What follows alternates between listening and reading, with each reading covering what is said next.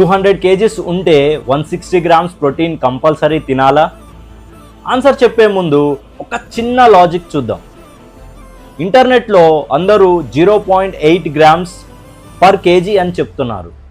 మరి 200 kg ఉంటే 200 into 0.8 grams 160 grams. నిజంగా అంత ప్రోటీన్ అవసరమా? కాదు. ఎందుకంటే మన బాడీ వెయిట్ అంతా మజిల్ కాదు. ఒక పర్సన్ 200 kg ఉంటే ఆ ఎక్స్ట్రా వెయిట్లో చాలా వరకు బాడీ ఫ్యాట్ ఉండొచ్చు.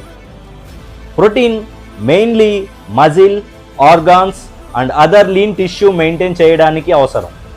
అందుకే బాడీ ఫ్యాట్ ఎక్కువ ఉన్న వాళ్ళకి టోటల్ బాడీ వెయిట్ని డైరెక్ట్ యూజ్ చేయడం కరెక్ట్ కాదు.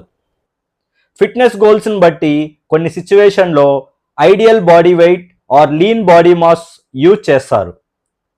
సింపుల్గా గుర్తుపెట్టుకో, నువ్వు ఎక్సర్సైజ్ చేయకపోతే 0.8 grams, రెగ్యులర్ ఎక్సర్సైజ్ అయితే 1.2 to 1.6, మజిల్ బిల్డింగ్ అయితే 1.6 to 2.2 grams. ప్రోటీన్ రిక్వైర్మెంట్ అందరికీ ఒకేలా ఉండదు. నీ బాడీ కాంపోజిషన్ అన్ని గోల్ బట్టి డిసైడ్ అవుతుంది. అంతే మరి.